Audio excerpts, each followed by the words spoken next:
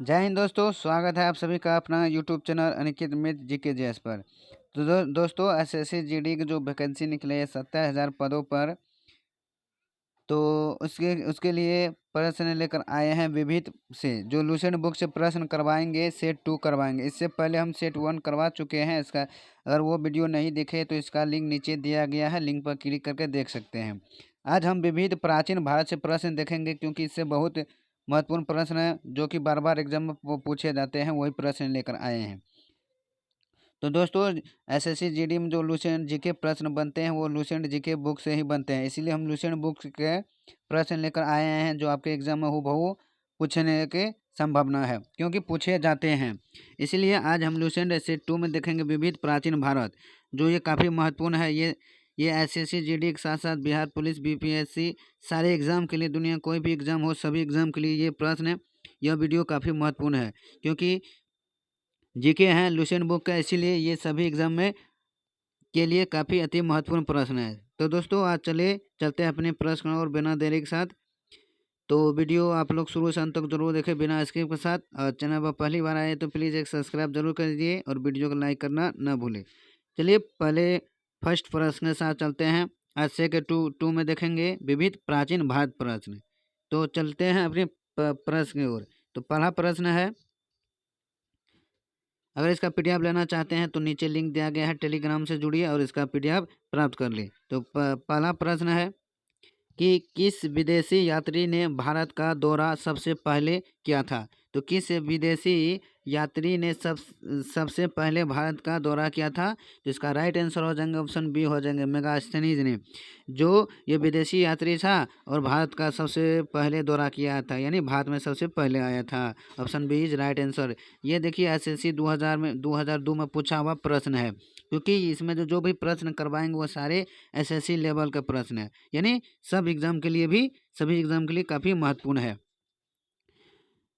तो अगली प्रश्न है कि प्राचीन भारत में निम्न में से कौन सा विद्या अध्ययन का केंद्र नहीं था। तो प्राचीन भारत में यानी पहले के युग में कौन विद्या विद्या अध्ययन का केंद्र नहीं था। तो ऑप्शन बी डी हो जाएंगे, कौशाम्बी। जो कौशाम्बी था वो विद्या अध्ययन का केंद्र नहीं था। इसमें जो नालंदा विश्वविद्यालय ये भी केंद्र था विद्या ज्ञान का। तो विक्रमशिला भी था और तक्षशिला भी था। ये भी एसएससी 2001 में पूछा हुआ प्रश्न है। अगली प्रश्न कि शून्य की खोज किसने की थी। तो शून्य की खोज दोस्तों वो किसने की थी। तो इसका राइट आंसर हो जाएंगे ऑप्शन बी हो जाएंगे, कौन, आर्यभट्ट ने की थी। कौन, आर्यभट्ट ने। अगली प्रश्न कि महापाषाण संस्कृत हमें दक्षिण भारत के उस ऐतिहासिक युग से परिचित कराती है जब महापाषाण काल में उपयोग में लाए जाते थे। तो क्या, तो बड़े पत्थरों से घिरी गई समाधियाँ यानी कब्रें। तो option C is right answer हो जाएंगे। अगली प्रश्न कि किस पुस्तक का 15 भारतीय एवं 40 विदेशी भाषाओं में अनुवाद किया जा चुका है। तो कौन सा पुस्तक है, वो पंचतंत्र पुस्तक है, जो 15 भारतीय एवं 40 विदेशी भाषाओं में अनुवाद किया जा चुका है। तो option C is right answer. अगली प्रश्न कि न्यूमिस्मेटिक्स क्या है। तो न्यूमिस्मेटिक्स क्या है। तो इसका राइट आंसर हो जाएंगे ऑप्शन बी हो जाएंगे, सिक्कों एवं धातुओं का अध्ययन। Option B is right answer. ये आरआरबी में पूछा हुआ प्रश्न है। अगली प्रश्न कि हितोपदेश के लेखक कौन है। तो हितोपदेश के लेखक कौन है। तो ऑप्शन सी नारायण पंडित थे। कौन, नारायण पंडित थे। किसके लेखक, हितोपदेश के लेखक। अगली प्रश्न और चलते हैं दोस्तों। अगली प्रश्न है कि नाट्य शास्त्र की रचना किसने की थी। किसका नाट्य शास्त्र की रचना किसने किया। तो इसका राइट आंसर हो जाएंगे ऑप्शन सी हो जाएंगे, कौन, भरत मुनि ने किया था। कौन, भरत मुनि ने किया था। किसका, नाट्य शास्त्र की रचना। अगली प्रश्न ये आरआरबी में 2005 में पूछा हुआ प्रश्न है।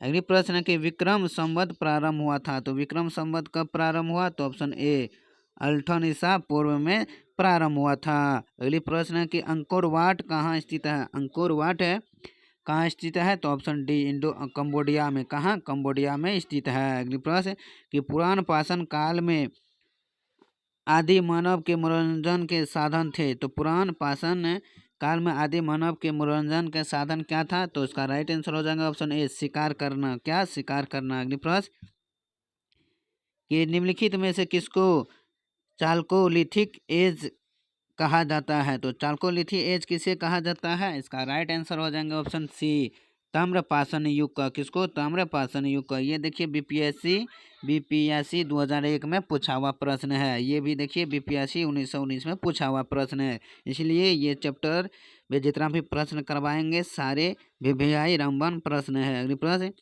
कि स्वप्नवास वादता के लेखक है। स्वप्नवास वासवादता के लेखक कौन है? इसका राइट आंसर हो जाएंगे ऑप्शन बी हो जाएंगे कौन? भास है। अगली प्रश्न कि नालंदा विश्वविद्यालय किस लिए विश्व प्रसिद्ध था? तो नालंदा विश्वविद्यालय किसके लिए प्रसिद्ध था? तो ऑप्शन सी हो जाएंगे बौद्ध धर्म दर्शन के लिए प्रसिद्ध था। ये भी बीपीएससी 1998 में पूछा हुआ प्रश्न है। अगली प्रश्न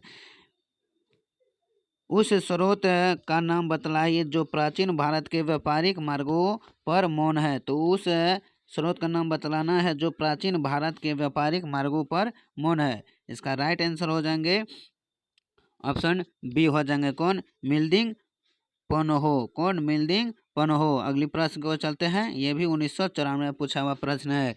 आधुनिक मानव के हाल का पूर्वज है। तो आधुनिक मानव का हाल का पूर्वज क्या है? तो ऑप्शन बी क्रो मैग्नन मनूस।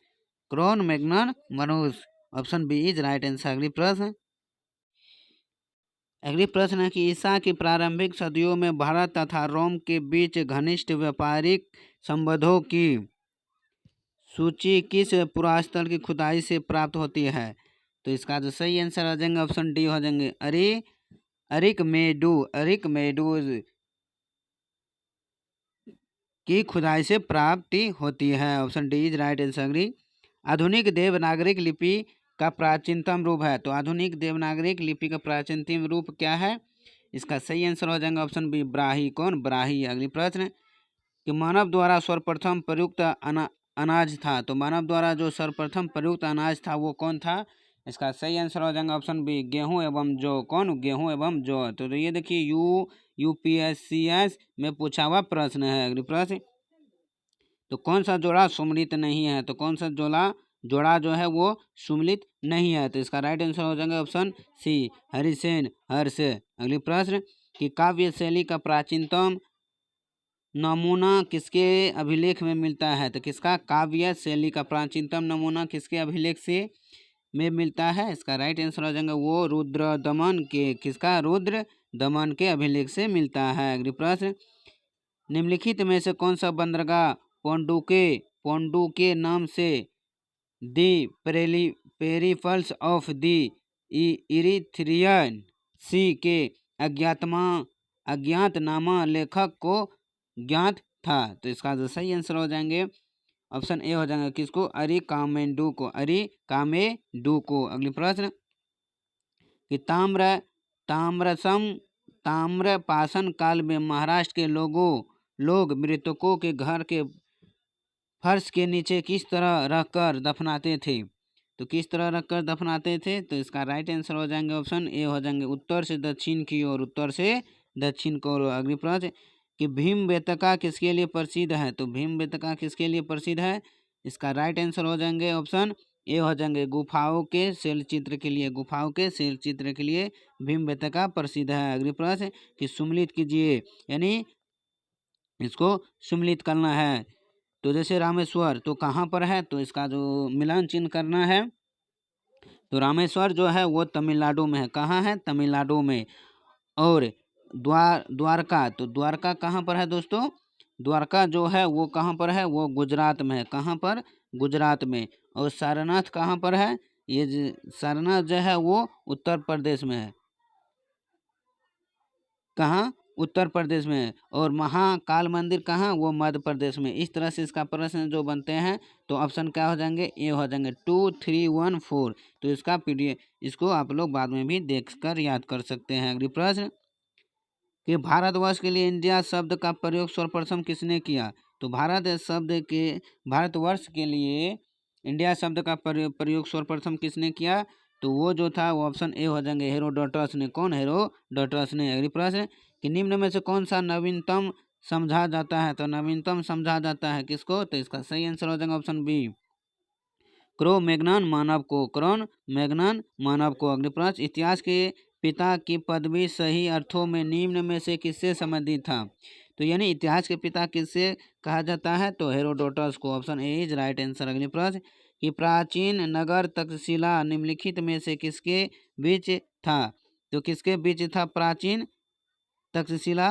तो इसका राइट आंसर हो जाएंगे ऑप्शन ए हो जाएंगे सिंधु एवं झेलम। सिंधु एवं झेलम के बीच था। अगली प्रश्न है, तो वीडियो का लास्ट प्रश्न है कि निम्नलिखित अंग्रेजों में से कौन था जिसने सर्वप्रथम भागवत गीता का अंग्रेजी में अनुवाद किया था? तो वह अंग्रेज कौन था जिसने सर्वप्रथम भागवत गीता का जो अंग्रेजी में अनुवाद किया था? तो इसका राइट आंसर हो जाएंगे ऑप्शन बी हो जाएंगे चार्ल्स विलिंगटन। चार्ल्स विलिंगटन से जो भागवत गीता को अंग्रेजी में अनुवाद किया था। चलिए दोस्तों, आज के लिए बस इतना ही। जो मैंने 30 प्रश्न करवाए ये काफ़ी महत्वपूर्ण है।